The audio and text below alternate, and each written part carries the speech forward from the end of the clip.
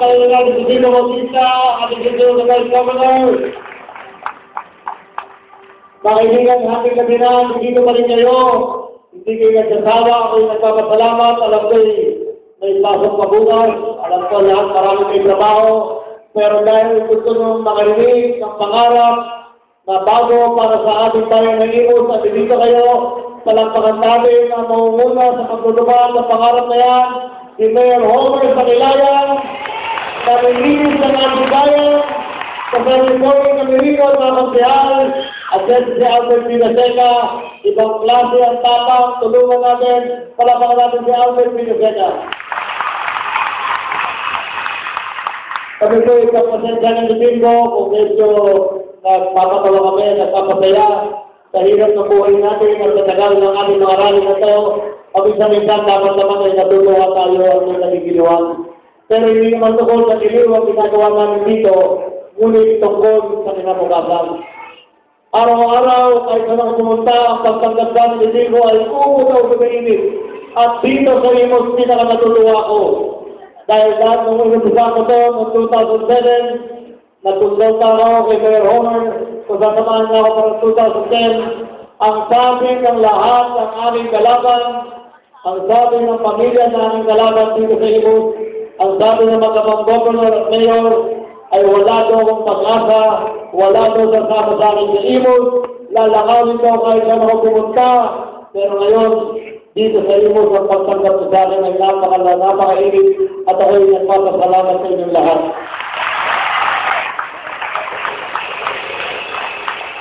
Ang lumang politika ay maagang mag-umpisa dito sa Imus. Sa bahay ng ating kasulukoy na gobernador, sa ating bahay ng ating kasulukoy na tumayipisi gobernador, pumasok kayo doon. Sigurado, at ito yung tutukan nyo. Pumasok kayo sa kahit nila doon sa Senor Trias, at dyan sa considerate sa Imus. Pumasok kayo, basta tao kayo, bumasi kayo, 300 piso. Basta leader kayo, 500 piso. Basta kagawad ng barangay, 1,000 piso. Basta kapitan ng barangay, 3,000 piso. Araw-araw, milyon-milyon ang nalabas sa mga bahay nila. Para lang may makausap. Ang ating kasulubong ngayon, nagpapakokos yun. Doon sa Milisyon, doon sa tulay sa Lipin, tatakbong pumilya na puno, yung iba puro hakot nila, mga saan mag-house to house, wala pa sa oras kung na lahat. Pero dito sa Marikis sa Bukandana, punong-puno pa rin ang ating court na lahat kayo ay nagmamahal sa ating bayan. Natutuwa naman ako. Dahil ang pangarap natin para sa Imus ay natutupad na dito araw-araw lumalakas ang ating grupo. Pero saan tayo na opinion? Ang pinaka nakakadukot ko lahat ay ang Imus ay ang kung saan pinagdadalingan ng gobernador ng ating lalawigan. Simula pa rin Camerino, lumipat kay sa aking ama, lumipat kay kay Senator Mo, lumipat kay Governor Mariti, lahat po yan taga-Imus. Pero ngayon, ang pag-aasa natin na uuwi ng Imus sa pagkagobernador, ang sarili natin kababayan ay gusto taga-Henry Trias ang maging gobernador. Hindi dahil sa pagkukulang ko sa trabaho, hindi dahil sa meron ko inakaw sa Kapitolyo, kasi pinakailang sa Kapitolyo hindi. Ang lahat ng araw-araw hinaharap sa inyo. Umiiyak pa at sabi ako na ang pinakabago walang tao dito sa buong mundo. Umiiyak. Puro kami nalang ang sinasabi. Ang sinasabi, ako raw ay hindi karapat-dapat maging gobernador ay hindi ako pinanganak dito sa Cavite. Ako po pinanganak sa Maynila noong 1957 at sa Labuyan. Abogado ang ama ko, doon Labuyan yung magkakami, doon po sa Escota ang kanyang trabaho, sa Manila Medical po ako pinanganak.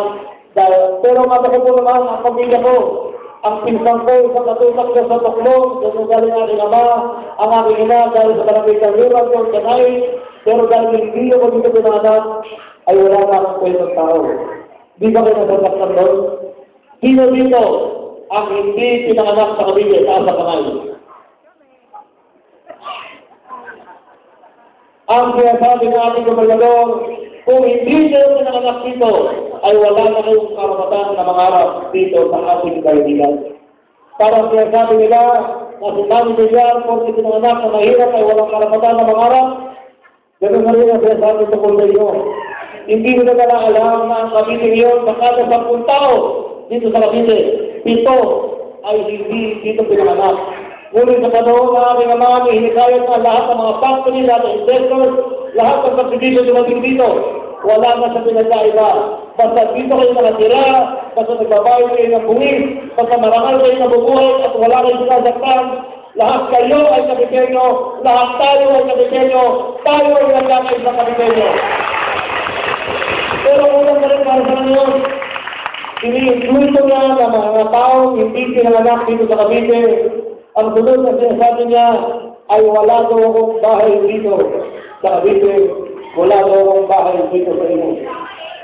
Dito na nga kalungkot, noong 1995, ako lumakot sa Bukal, sa Iseo, tinaas na ng kamay at sabi, itong ating kababayan sa inyo ay ating iboto.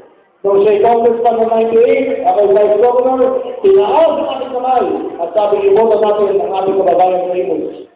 4 taon kami magkapit bahay doon po sa Bayan Luma. Kung titignan niyo ang bahay namin, tatawid lang. 10 metro ang pagitan, 40 taon, kung makigising siya, tatawid ang bahay, mag-aalmusal sa bahay sa mga aming ama, uuwi, aalis sila sa bahay, 40 taon.